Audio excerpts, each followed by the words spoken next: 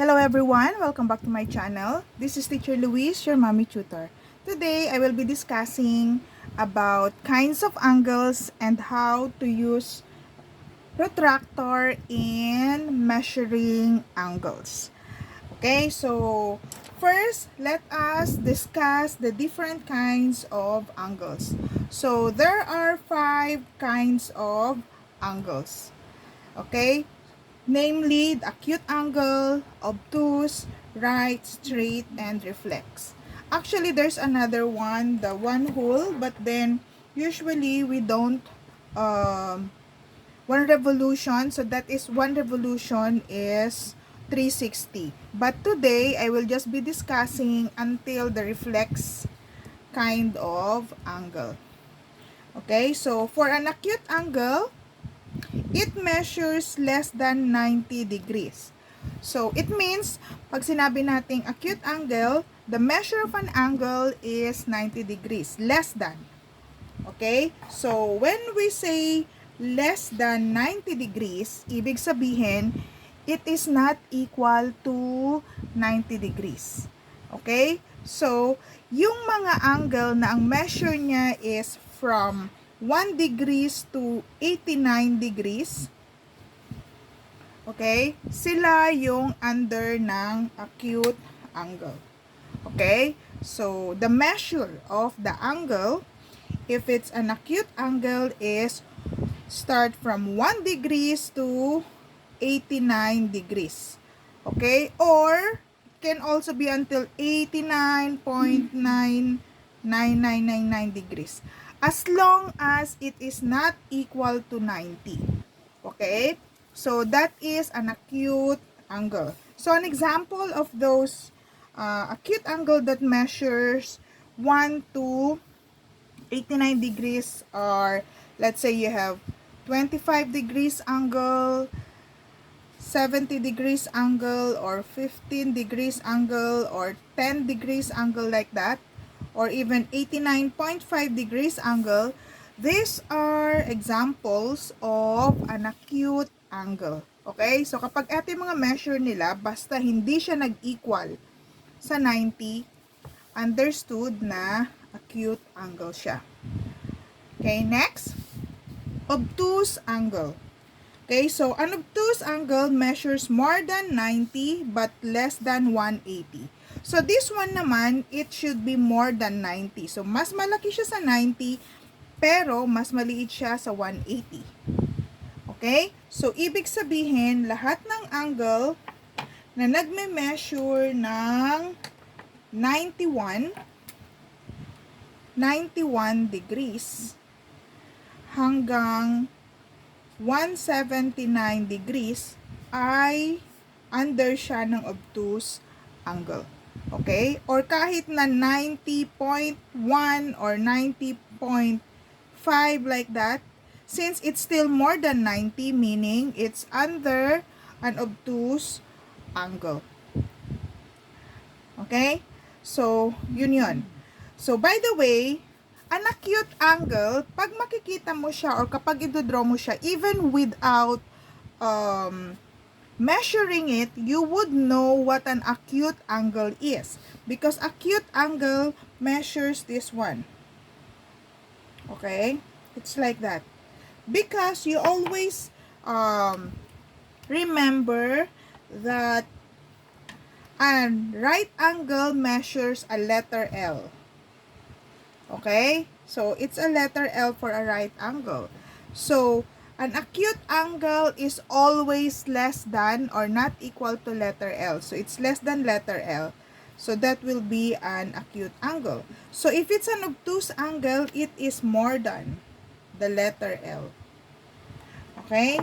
So, if this is the right angle, an acute angle is always like this. It's less than the letter L. But for an obtuse angle, it is always bigger than the letter L. Okay? So, an example of an obtuse angle, the measures are, let's say we have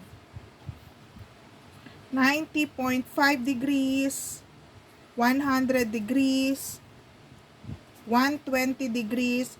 These are examples of an obtuse angle. Basta, kailangan mas malaki siya sa 90 pero mas maliit siya sa 180. Okay, so hindi siya lalampas. So, dapat nandito lang siya sa 91, in between 91 to 179 or pwede rin siyang 179.9 as long as hindi siya equal to 180. That's an obtuse angle. Okay? Next is the right angle. So when we say right angle, it measures exactly 90.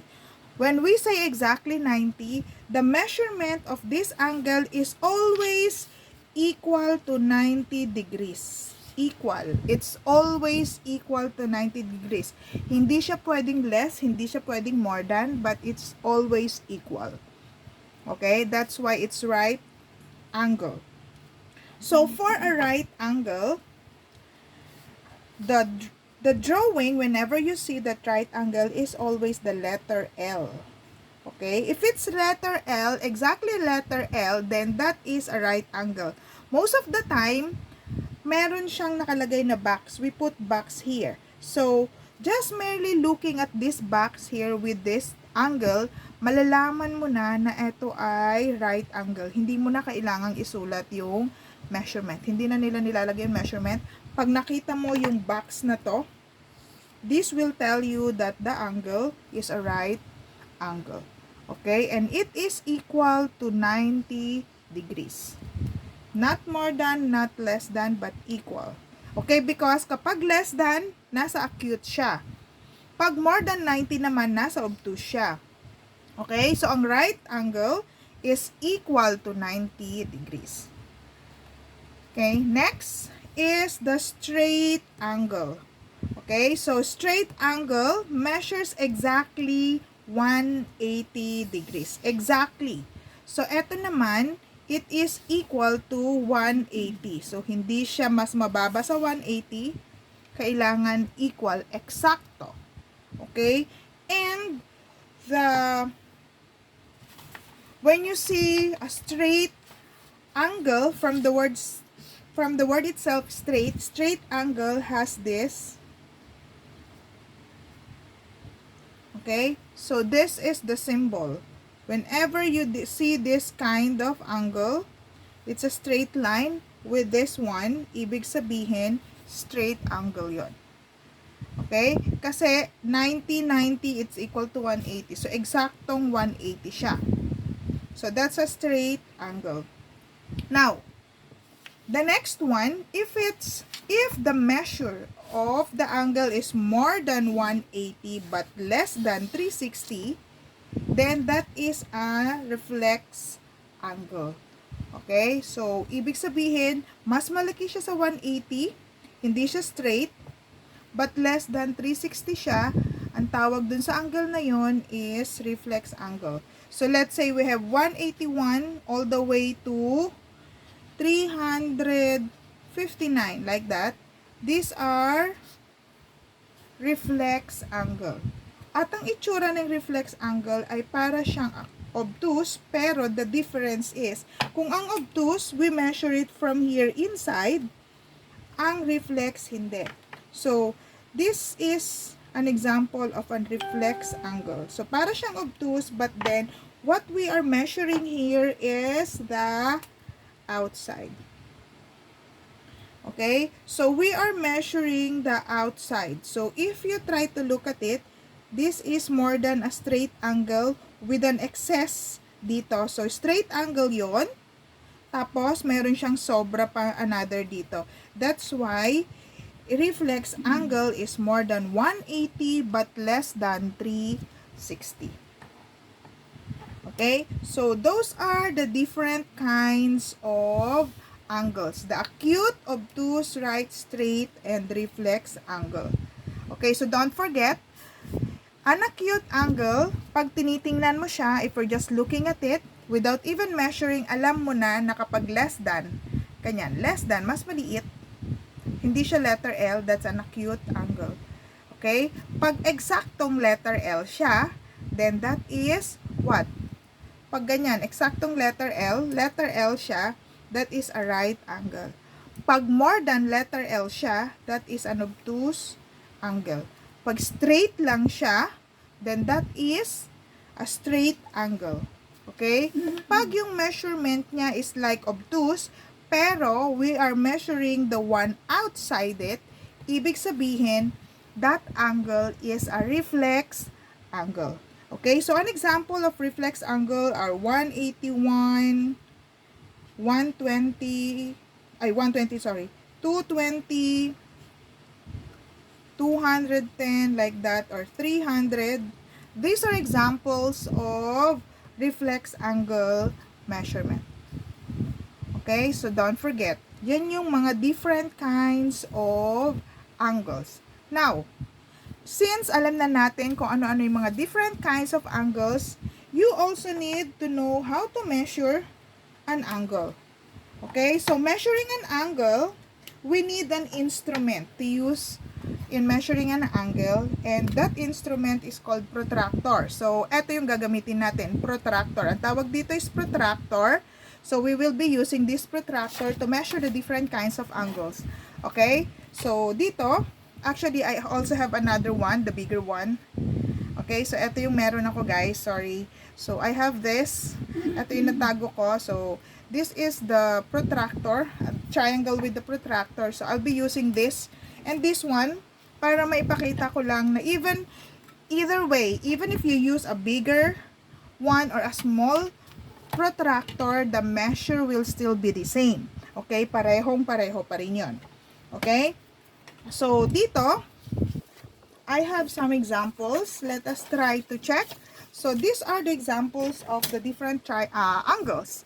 Okay, so from this one, just merely looking at it, so dahil pag titingnan natin, alam na natin na since less than naman siya, hindi siya letter L, dahil pag ito yung letter L natin, mas maliit siya sa letter L. So, alam natin, just merely looking at it, na ito ay isang acute angle.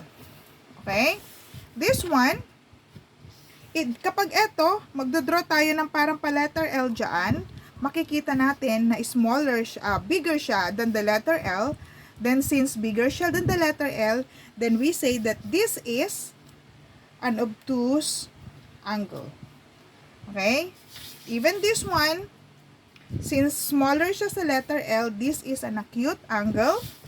This, it's bigger than the letter L. If you try to draw it here, the letter L, mas malaki siya. So, this is an obtuse angle, and this one is also an obtuse angle. So, kailangan na lang nating alamin yung measure ng bawat angle to verify if this is an obtuse, acute, obtuse, and acute angle. Actually, obtuse at saka acute lang yung nilagay ko dito kasi unang-una kailangan nyo munang matuto how to measure an angle. Okay, so measuring an angle, as you can see here, makikita mo na may dalawang klase ng opening. So, this angle, we start measuring from here all the way there. Okay, so, if you see the arrow, ibig sabihin nag-start tayo dito, mami-measure natin siya from here, going there. From here, going there. Okay, at dito naman tayo nag-start from here, going there. Okay, so, pag ganyan, dito sa protractor, makikita nyo rin na meron dalawa. Okay? As you can see here, we have the black and the red one. Okay? So, yung magsasabi kung saan ka mag-start. Okay? If you are measuring and you starting to measure this, mag-start ka lagi kung saan yung 0. Sorry, medyo blurry kasi meron siyang parang nakasulat na black doon. Kasi ginagamit to for, for the construction of something. Kinuha ko lang to sa baul ng asawa ko. Okay? Anyway, so, yun. So, since magme-measure tayo dito yung starting natin. So, we have to use this, yung black. Kasi yung 0 is nandirito. Okay? Ito yung 0 niya. So, 0, as you can see here, it's 0, 10, 20, 30, 40 like that. So, from the way here, 0, all the way here is 180 straight lang. Straight line yon. Okay? So, dahil nga dito tayo mag-start, so ang gagamitin natin na measuring ay yung black, hindi yung red. Bakit hindi yung red? Kasi yung red, ang starting niya ng 0 is nasa kabila. Okay? Nandito yung 0. So, hindi natin kakailanganin. Hindi ito, kundi itong black. Okay? So, pag mag-start ka at magme-measure ka ng angle na ganito, kailangan yung middle nito. Ito yung middle, kailangan nandito rin siya sa vertex. By the way, ang tawag natin dito, sa common point ng dalawang line, dito ng ray na nag-meet sa isang point, ang tawag natin dito is vertex. Okay? So, sa vertex na to, dapat nakatapat to, yung pinakagitna niya.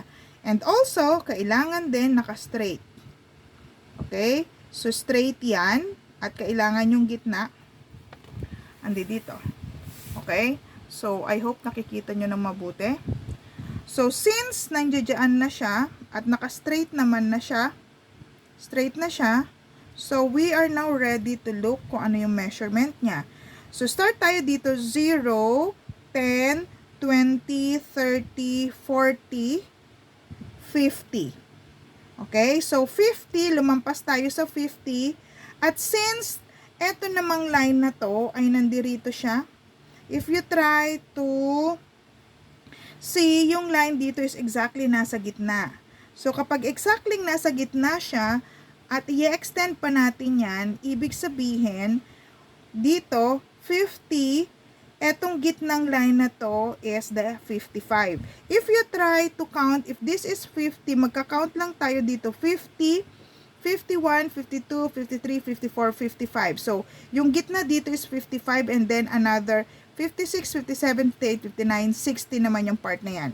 Okay, so since eto is at the middle, then we say that the measure of this angle is 50 plus 5 is 55. So, the measure of this angle is 55 degrees.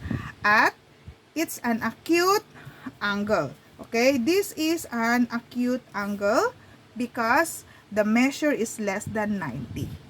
Okay, so ganun yung magme-measure nun. Now, paano naman kapag ay angle starts from this one? Dito naman yung opening ng angle natin. So, since ang opening ng angle natin is in this side, ang gagamitin naman natin ngayon is yung may 0 na nag-start dito, and that will be the red one. Okay, hindi yung black ang gagamitin but the red one. Okay, so again, kailangan yung middle nito is nandirito rin sa gitna, sa may vertex. And then, it should also be aligned. Dapat naka-align siya, straight line siya. Okay, next, after mong ma-position, after you position it properly, then, you are now ready to measure the angle. Okay, so if you try to measure the angle, wait, let me just put it properly like that. Okay, so if you try to measure the angle, since dito nga tayo nag-start, dahil dito yung opening ng angle natin, ang gagamitin nating measurement ay yung red, dahil nandito yung 0. So, 0, 10, 20, 30, hanggang saan tayo? Dahil nandito yung angle natin, lumampas na tayo dyan. So, if i-extend natin yan hanggang dito. Okay, so nandiyan siya. So, nasa 100, tapos, since lumampas na tayo sa half niya, 105, 106, 107, 108. Okay? So, ibig sabihin, the measure of this angle is 108. Kasi ito yung 110. So, wala pa tayo sa 110. Okay? So, 5, 6. So, in between 1, 5, 6. Ayan. So, in between 107 to 108 siya. Okay? So, ito is nasa 107 or 108. Pag ganyan, usually, depende yan sa teacher. Pero most of the time, pag 1 lang naman ang difference, the teacher reconsider it. Okay?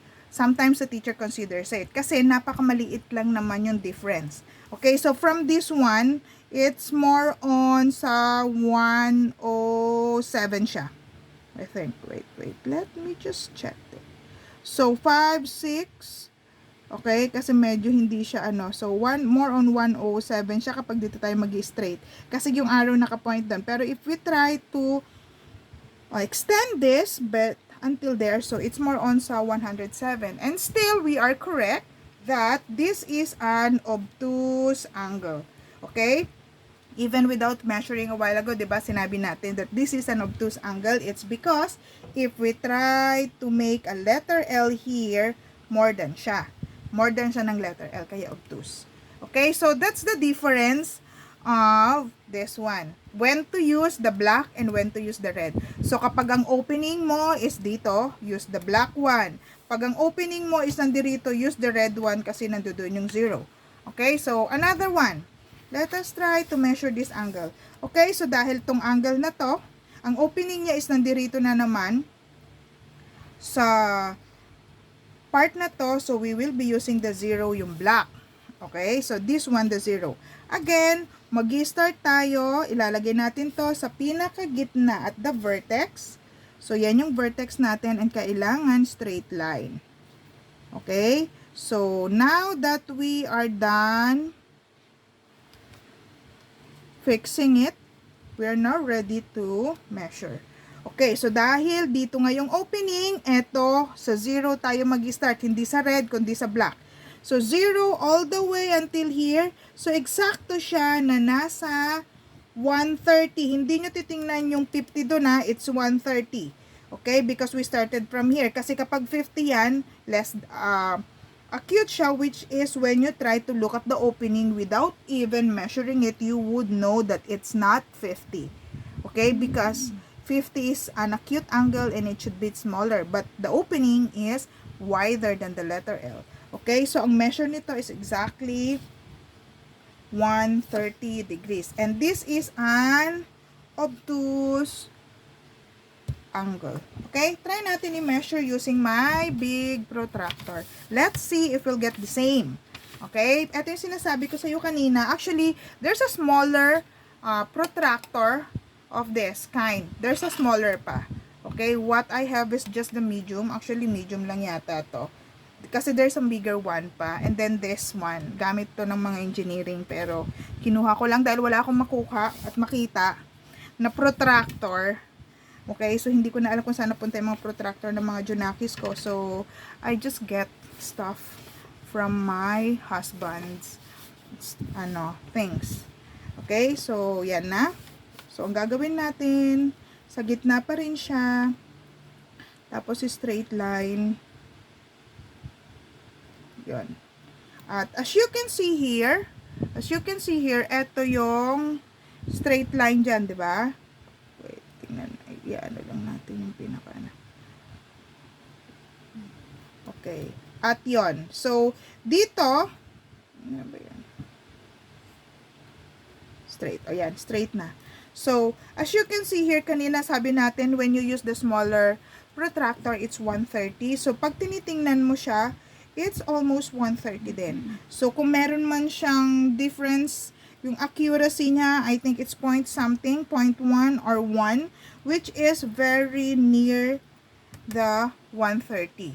So, again, as I told you, pwede gamitin, you can use any kind of protractor, any size, when you are measuring an angle. Okay? Walang pagbabago or walang mababagong measurement. Kung meron man konting-konti lang, very slight, which is the teacher will still acknowledge na correct pa rin yung answer mo. As long as one lang yung difference niya, like that, possible pa rin yun. Okay? Pag more than 5, that's a different thing. Okay? So, yun. Next, this one. So, let's use this bigger one na rin. Let's see if we can measure this using my bigger this.